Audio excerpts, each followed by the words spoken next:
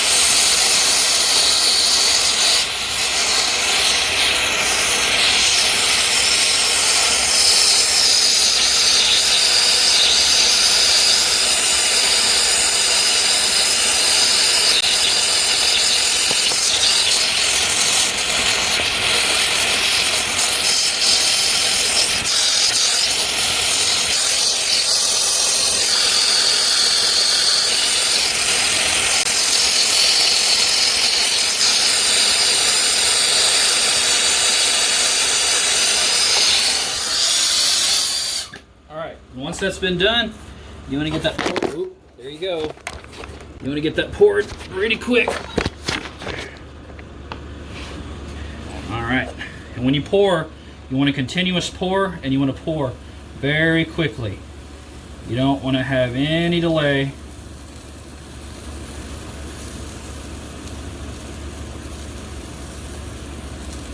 All right, and that's it.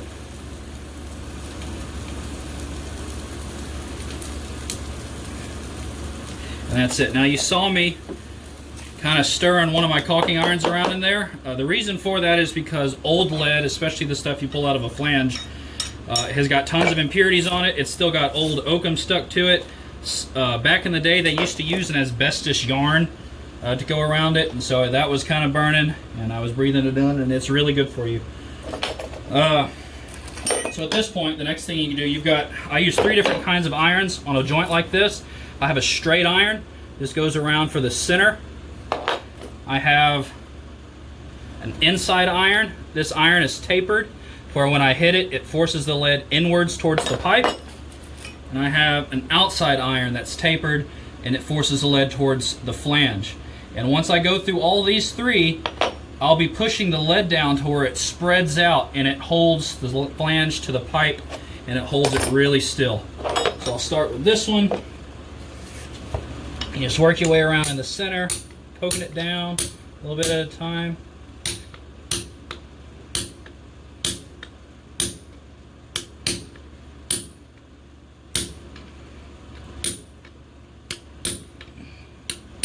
Now this is kind of an instructional video.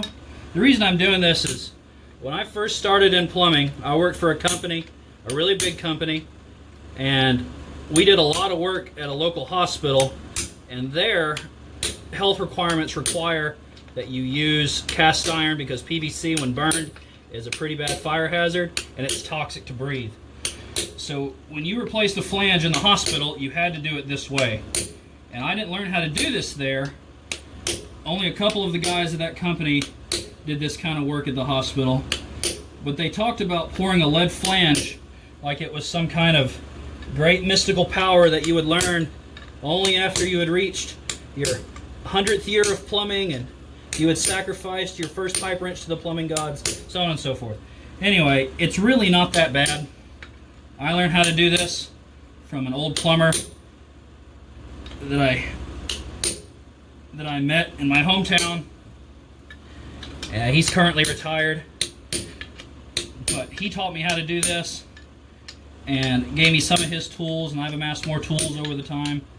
And you know, it's really not that bad. I'm only 24 years old, gonna be 25 in November, and this is not my first flange.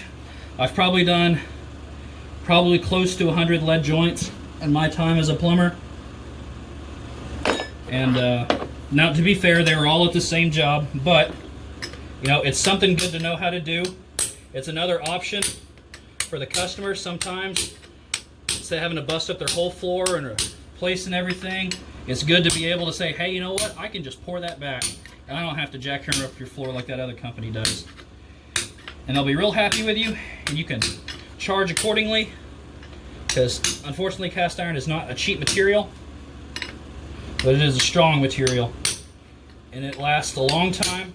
I know that us service plumbers, we cut a lot of it out, and we deal with a lot of cast iron rot, but if you really think about it, that cast iron lasted for 50 to 60 years before it really started giving us issues. So you just keep going around with your irons, packing it down. Just keep moving. And the lead will stay malleable basically forever. It never really gets a point to where it's extra solid. And sometimes I'll go to a job where there's cast iron fitting that's loose from a cast iron hub, and I'll just caulk it down a little bit more, and that's good as new. So we put our level on it again. Make sure that's level both directions, and it is. And that, friends, is how you reset a cast iron flange.